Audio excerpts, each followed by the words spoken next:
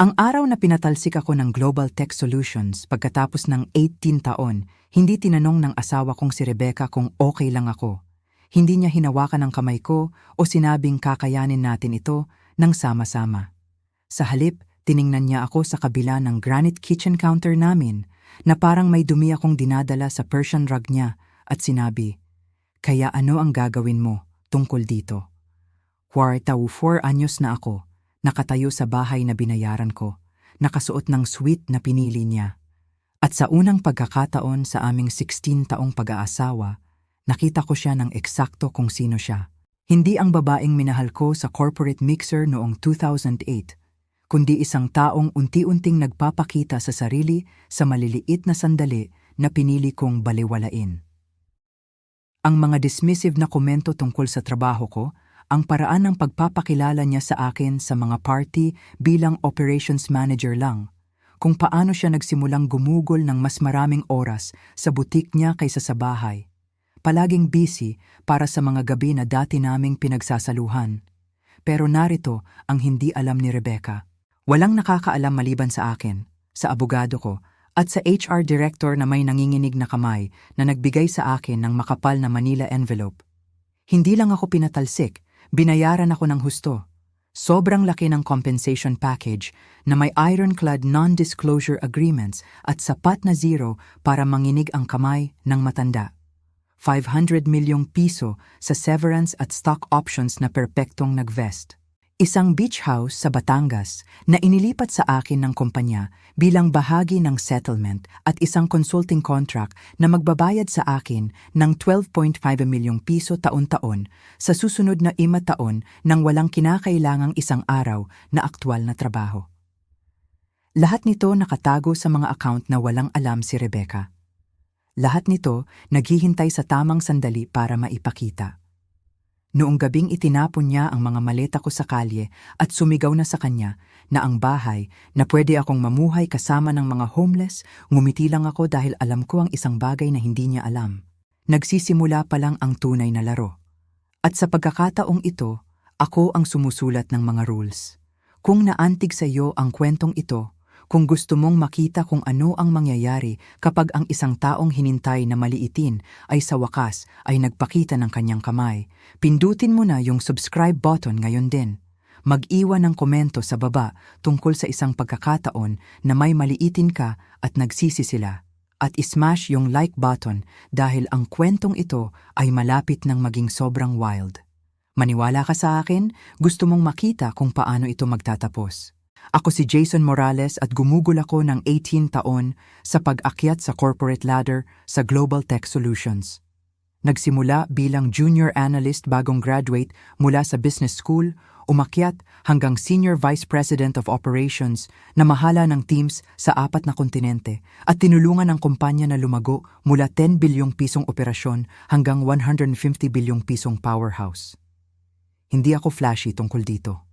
Hindi ko kailangan ng corner office or executive parking spot.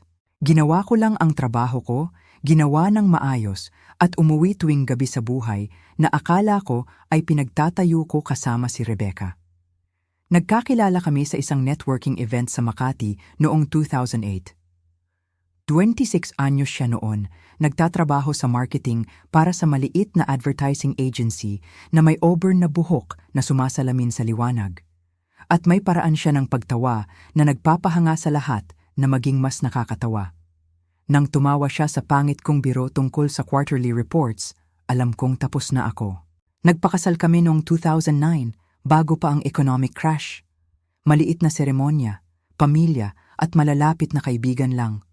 Nakasuot si Rebecca ng vintage dress na nahanap niya sa consignment shop dahil practical kami sa pera. Magagandang taon yon. Magkasama kaming nagtatayo ng isang bagay. Inilunsad niya ang boutique niyang Lux and Lace noong 2012 gamit ang ipon naming dalawa. Hinikayat ko siya, tinulungan sa business plan, co-sign sa lease.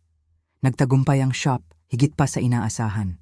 Sa 2015, may 3 branches na siya at pinag-uusapan na ang nationwide expansion.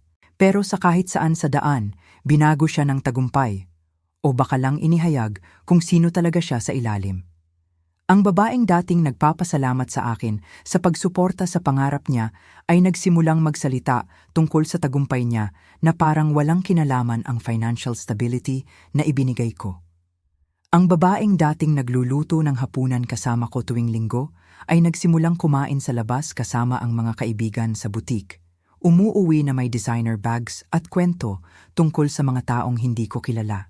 Ang babaeng dating yumuyuko sa tabi ko sa sofa ay nagsimulang matulog sa guest room dahil nakakaistorbo raw ang hilik ko. Maliit na pagbabago na halos hindi napapansin ng isa-isa, pero sama-sama ay bumuo ng pattern na hindi ko na maipagkakaila.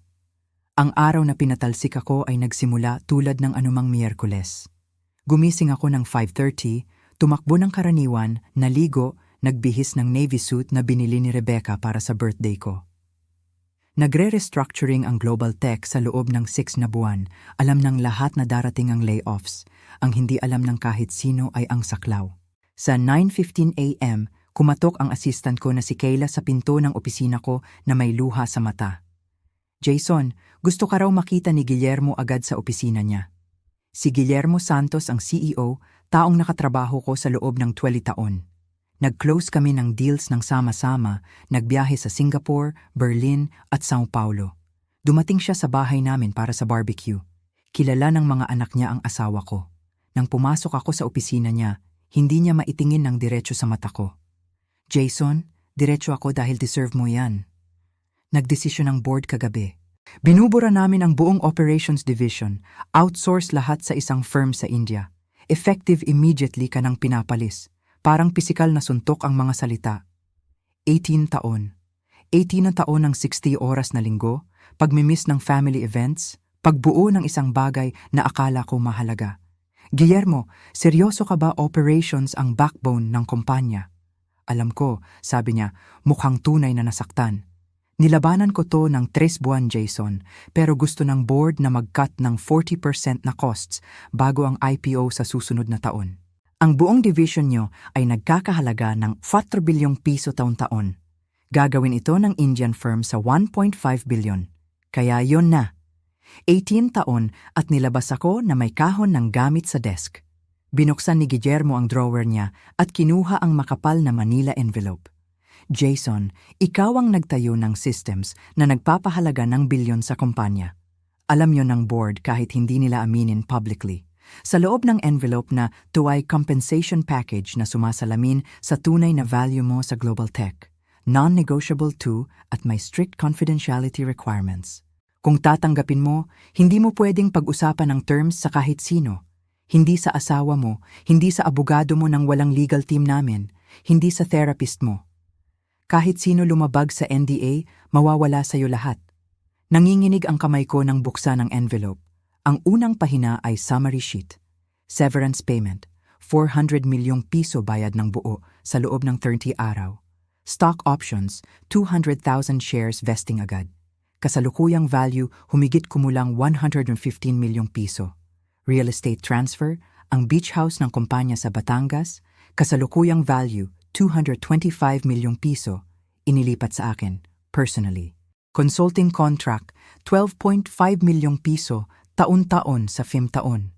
Walang required work, availability lang para sa occasional advice. Tumingin ako kay Guillermo. Totoo ba to? Bawat salita. Gusto ng board na mawala ka ng tahimik, Jason. Walang lawsuits, walang public statements, walang interview sa industry publications. Kapalit nito, sapat na pera para mag-retire ka sa 44 at mabuhay ng komportable habang buhay. Bakit ang beach house addition ko yon? Sabi ni Guillermo. Sinabi ko sa board na kung sisirain nila ang career ng mabuting tao, dapat bigyan nila siya ng isang bagay na tangible bukod sa pera. Walang laman ang Batangas property ng 2 taon na. Sayo na kung gusto mo. Pinirmahan ko ang papeles doon mismo, halos hindi matatag ang kamay ko sa hawak ng ballpen. Si Patricia Chua, ang HR director, ang witness sa signatures at binigay sa akin ang isa pang set ng documents. Mr. Morales, ito ang account details kung saan ide-deposit ang severance mo. Malakas kong irerekomenda na magbukas ka ng bagong account na walang koneksyon sa kasalukuyang bank mo. Galing sa ibang entity ang consulting payments at structured bilang independent contractor income. Para sa tax purposes, mag-hire ka ng financial advisor na specialize sa sudden wealth management. Sa 10:30 a.m., lumabas na ako ng Global Tech sa huling pagkakataon. Kasya sa isang kahon ang personal items ko. 18 taon na naging coffee mug, ilang framed photos at paperweight na ibinigay ng team ko sa 10th anniversary ko. Ang drive pa uwi ay tumagal ng 40 minuto at ginugol ko ang buong oras sa pag-iisip kung paano sasabihin kay Rebecca. Dapat ko bang ipaliwanag ang compensation package? Sabihin na bigla kaming yumaman ng husto, may huminto sa akin. Baka dahil sa paraan ng pagtrato niya sa akin lately. Baka dahil sa mga suspicious credit card charges na napansin ko pero hindi ko kinonpronta. Baka instinct lang. Ano man yon, nagdesisyon akong maghintay at tingnan kung paano siya magre-react sa balita ng job loss ko bago ipakita ang financial windfall. Pumasok ako sa front door ng 11:45 a.m. Nasa living room si Rebecca sa laptop, malamang nagtatrabaho sa boutique business. Tumingin siya nang pumasok ako at agad na nagbago ang ekspresyon mula neutral hanggang annoyed. "Jason, bakit ka umuwi ng maaga?" "May sakit ka ba?" Pinatalsik ako. Sabi ko ng simple, inilagay ang kahon. Buong operations division ang binubura. Tinitigan niya ako ng matagal. Pagkatapos ay dahan-dahang isinara ang laptop. "Pinatalsik ka ngayon?" "Kaninang umaga, mga 1 oras na ang nakalipas." "Oo."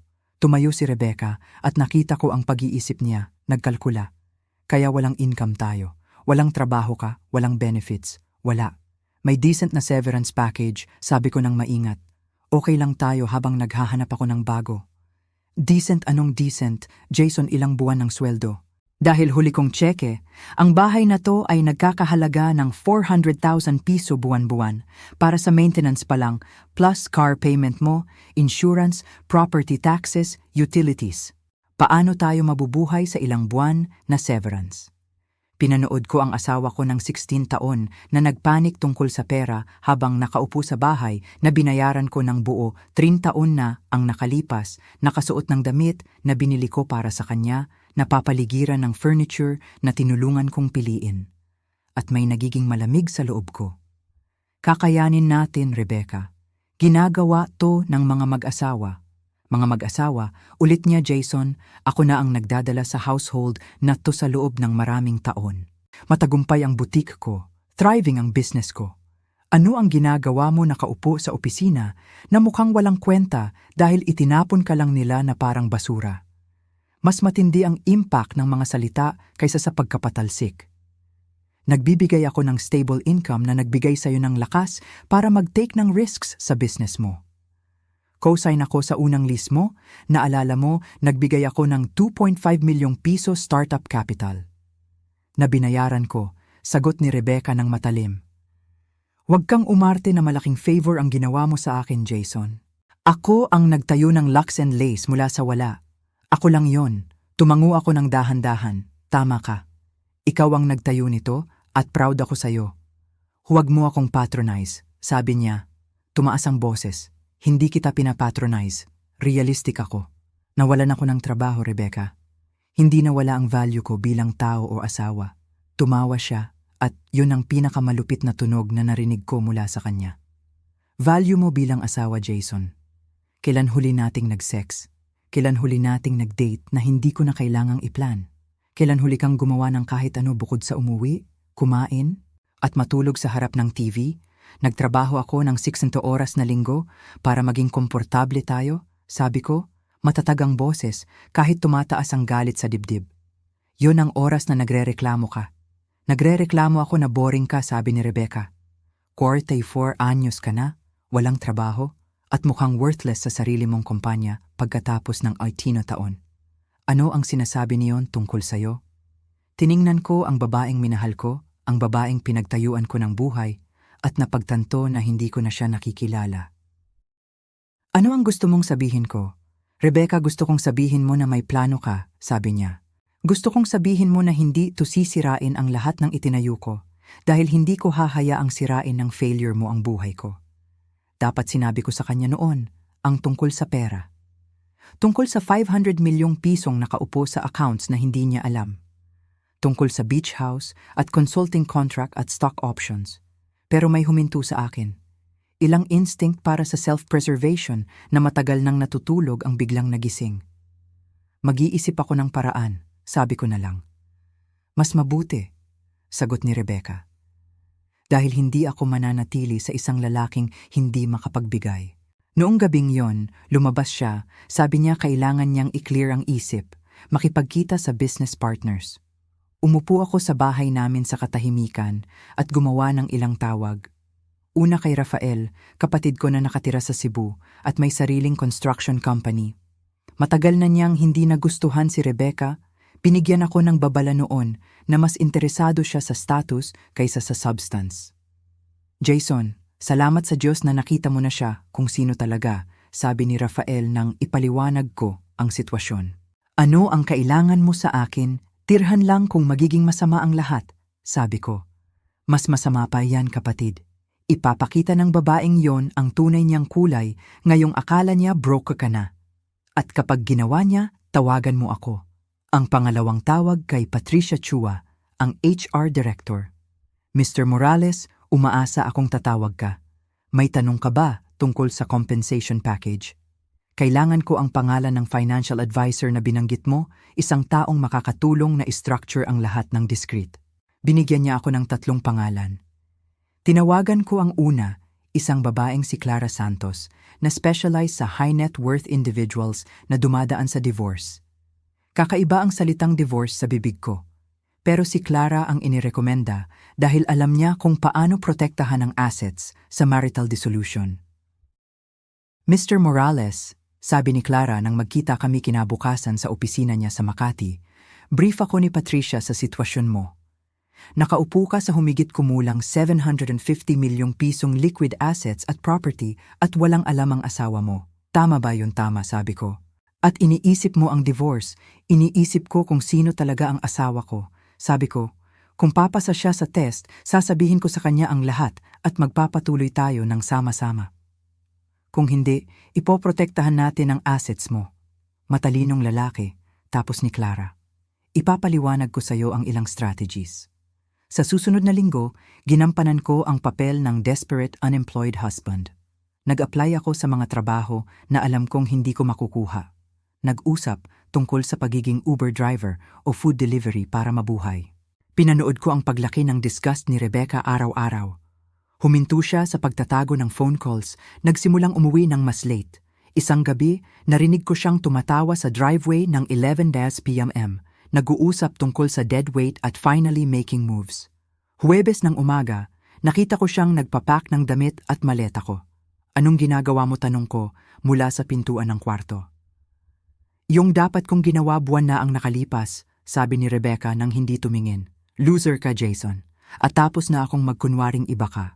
Rebecca, 16 taon na tayong mag-asawa. At sa huling 5 taon, hinintay mo akong pabagalin ka, sabi niya. Sa wakas ay humarap sa akin. May opportunities ako ngayon, tunay na opportunities. Expanding ang boutique ko sa Cebu at Davao. May investors na interesado na gawing national brand ang Lux and Lace, pero ayaw nilang makipagsosyo sa isang taong asawa ay unemployed at nakaasa sa unemployment benefits. Kaya yun na, nawalan ako ng trabaho at itinapon mo ako. Itinapon mo ang sarili mo, sabi ni Rebecca. Kinikilala ko lang ang realidad. Kinuha niya ang maleta at hinila patungo sa hagdan. Sinundan ko siya pababa, pinapanood ang performance na to sa stunned silence. Sa front door, itinapon niya ang mga ito sa damuhan ng malakas. Nagkalat ang damit sa damo. Mula ngayon, sa akin na ang bahay na to, anunsyo ni Rebecca nang malakas na marinig ng mga kapitbahay. Si Tita Patterson sa kapitbahay ay nagdidilig ng rosas at siguradong nakikinig. Pumunta ka na sa mga homeless, Jason. Doon ka na dapat. Tumayo ako sa sarili kong bakuran. Tinitingnan ang damit kong nagkalat sa damo, tinitingnan ang triumphant na mukha ng asawa ko at ngumiti. Talagang ngumiti ako sa unang pagkakataon sa loob ng mga linggo. Anong nakakatawa, tanong ni Rebecca. Wala, sabi ko. Kinuha ang isang maleta. Walang-wala, Rebecca. Lumabas ako sa daan mo ngayong gabi. Mabuti, sabi niya. At Jason, huwag ka nang tumawag. Huwag ka nang bumalik. Tapos na tayo. Mag-file ako ng divorce bukas. Bagay sa akin yon, sabi ko. Ngumingiti pa rin. Tinawagan ko si Rafael mula sa kotse ko 15 minuto pagkatapos. Itinapon niya ako. Ihanda ko ang guest room, sabi ni Rafael. Masakit to, Jason, pero to ang pinakamabuting nangyari sa'yo. Ipinakita lang ng babaeng yon kung sino talaga siya. Ginawa niya, sang-ayon ako. At ngayon, ipapakita ko sa kanya kung sino talaga ako. Ginugol ko ang susunod na 72 oras sa pagset ng mga bagay. Nag-file si Clara Santos ng divorce papers sa ngalan ko, citing irreconcilable differences at humihingi ng division of assets base sa iniisip ni Rebecca na umiiral. Sa documents, idineklara ko ang employment status ko bilang terminated, income bilang zero, at assets bilang damit sa maleta at 2015 Honda Civic. Tinawagan ng abogado ni Rebecca siya sa loob ng ilang oras. Alam ko dahil tinawagan niya ako ng sumisigaw. Nag-file ka ng divorce pagkatapos kong bigyan ka ng 16 taon ng buhay ko. Ikaw ang nagtapon sa akin sa bahay, Rebecca. Sinabi mong tapos na tayo. Ginagawa ko lang itong official. Wala kang makukuhang piso mula sa business ko. Hindi ako humihingi ng kahit ano mula sa business mo, sabi ko ng tapat. Gusto ko lang ang patas. Patas, tumawa siya. Jason, walang trabaho ka. Wala kang wala. Walang maihahati. Sabi ng abogado ko, baka mag-claim ka ng alimony dahil mas malaki ang kita ko ngayon. Hindi ako interesado sa alimony, sabi ko, totoo yon. Interesado ako sa hustisya.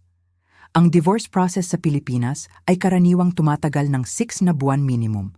Pero dahil may property at business assets, gusto ng abogado ni Rebecca ng extensive discovery. Hiniling nila ang financial records, employment history, proof of income. Binigay ko ang lahat. Lahat ay nagpapakita ng lalaking pinatalsik na may minimal severance at ngayon ay nakatira sa kapatid habang naghahanap ng trabaho. Ang bank account ko ay nagpapakita ng 160,000 piso. Ang assets ko ay listahan ng kotse, ilang furniture sa storage at personal effects. Samantala, ang business ni Rebecca ay nagkakahalaga ng 225 milyong piso. May properties, investments at portfolio na itinayo niya sa boutique earnings. Ang abogado niya ay nag-argument na dahil nag-ambag ako sa initial startup capital noon, entitled ako sa maliit na porsyento, siguro 5 milyong piso. Mabilis nating masettle to, sabi ng abogado niya, isang matalim na si Donald Reyes, sa unang mediation session. Handa ang kliyente ko na maging generous. 5 milyong piso at lalakad ka palayo sa anumang future claims sa Lux and Lace. Tumingin ako kay Clara na halos hindi maitago ang ngiti. Sa tingin ni Mr. Morales ay patas yon, sabi ni Clara. Pero may isang condition. Gusto niyang ilipat sa kanya ang family home bilang bahagi ng settlement. Tumawa si Reyes. Ang bahay ay nagkakahalaga ng 42 milyong piso at walang mortgage. Gusto mo yon kapalit ng pag-alis sa multi-million business. May sentimental attachment ang kliyente ko sa bahay, sabi ni Clara ng kalmado. Walang anak na pinalaki ron, pero may memories. Handa siyang i-trade ang anumang business interest para sa property. Si Rebecca, nakaupo sa harap ko, mukhang perpekto sa designer suit, ngumiti ng triumphant. Sige, sa kanya ang bahay. Bibili ako ng condo sa BGC anyway. Suburban life ay hindi na para sa akin. Kung ganoon, may agreement na tayo, sabi ni Reyes. Si Mr. Morales ay makakatanggap ng family home at 5 milyong pisong cash settlement. Si Mrs. Morales ay magpapanatili ng full ownership ng Lux and Lace at lahat ng associated assets. Parehong partido ay waive ang anumang future claims laban sa isa't isa. Actually, sabi ni Clara, kinuha ang isa pang document. May isa pang bagay na kailangang i-disclose. Kumunot ang noo ni Reyes. Anong disclosure nalaman naming sa loob ng marriage, nakatanggap si Mr. Morales ng additional compensation mula sa dating employer niya. Kamakailan lang to sa loob ng nakaraang 2 buwan at constitutes marital property under Philippine family law. Pinanood ko ang mukha ni Rebecca. Halos hindi siya nakikinig, malamang nagte-text sa ilalim ng mesa tungkol sa bagong kondo. Magkano ang additional compensation, tanong ni Reyes bigla na alerto. Humigit kumulang 750 milyong piso kasama ang property assets, sabi ni Clara ng casual. Tahimik ang kwarto. Biglang tumaas ang ulo ni Rebecca. Ano ang severance package ni Mr. Morales mula sa Global Tech Solutions ay kasama ang 400 milyong pisong cash payment, stock options na, nagkakahalaga ng 115 milyong piso, beach house sa Batangas na nagkakahalaga ng 225 milyong piso, at FIMBA taong consulting contract na nagbabayad ng 12.5 milyong piso taon-taon. Ipinaliwanag ni Clara, lahat nito ay natanggap sa loob ng marriage, kaya marital property subject to division. Pumuti ang mukha ni Rebecca, pagkatapos ay pula, pagkatapos ay puti ulit. Sinabi mo, nawalan ka ng trabaho. Sinabi mo, wala tayong wala. Sinabi ko, pinatalsik ako. Correction ko. Totoo yon. Hindi ko lang binanggit ang compensation package dahil itinapon mo ako bago ko masabi. Nagsinungaling ka? Bulong niya? Nag-omit ako? Sagot ko. May difference yon. Nagmamadaling gumawa ng notes si Reyes. Binabago nito ang lahat. Kailangan namin ng oras para i-review ang documentation, i-verify ang assets, muling i-assess ang settlement proposal. Siyempre, sabi ni Clara ng maayos. Handa kaming magbigay ng full disclosure pero dapat kong banggitin na equitable distribution ang batas sa Pilipinas. Dahil si Mrs. Mitchell ang nag-initiate ng divorce at makakapag-document si Mr. Mitchell ng emotional abandonment sa krisis ng employment niya, maaaring paboran ng korte ang posisyon niya. Tumayo si Rebecca nang mabilis na natumba ang upuan niya paatras. Ikaw ang nagplano nito. Hayaan mo akong isipin na broke ka para magmukha akong halimaw. Hindi ko kailangang gawin kang gawin ang kahit ano, Rebecca. Sabi ko ng kalmado. Ginawa mo yon mag-isa. Binigyan lang kita ng sapat na tali. Yung bahay na yon, sabi niya, itinuro ako. Yung bahay ay sa akin.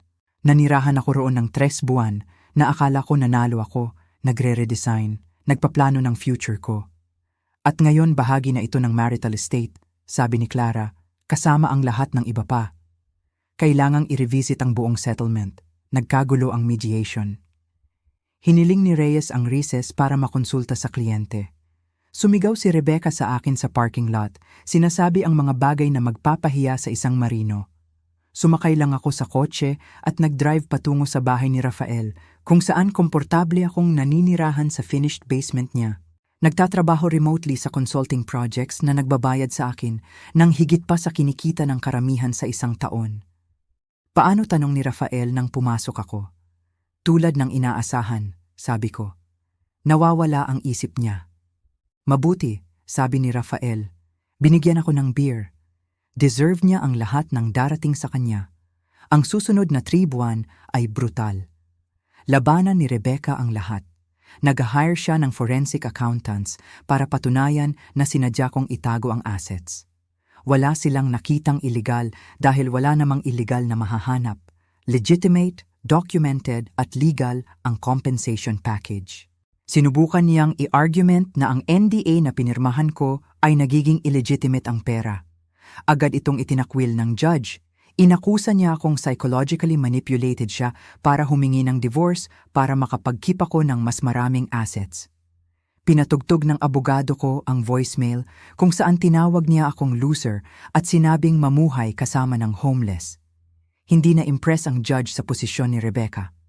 Sa wakas, tumawag ang abogado niya na may settlement offer. Kinikilala ng kliyente ko na mahal at walang saysay ang patuloy na paglilitis, sabi ni Reyes. Handa siyang tanggapin ang 50-50 division ng lahat ng marital assets. Generous yun sa kanya, sabi ni Clara ng tuyo. Isinasaalang-alang na akala niya generous ang 5 milyong piso trimbuan na ang nakalipas. Nagkamali ang kliyente ko, inamin ni Reyes. Nag-react siya ng emosyonal sa mahirap na sitwasyon. Pero malinaw ang batas. Dapat equitably hatiin ang marital property. Equitably, ulit ni Clara. Interesante na pagpili ng salita. Pag-usapan natin kung ano ang ibig sabihin ng equitable sa kontekstong ito. Ang final settlement ay tumagal ng 2 linggo para i-negotiate. Nakuha ni Rebecca ang boutique business na nagkakahalaga ng 225 milyong piso. Nakuha niya ang kalahati ng liquid cash mula sa severance ko. Humigit kumulang 200 milyong piso pagkatapos ng taxes at legal fees. Pinanatili niya ang investment portfolio na itinayo niya. Nakuha ko ang family home. Nakuha ko ang beach house sa Batangas. Nakuha ko ang consulting contract. Nakuha ko ang stock options.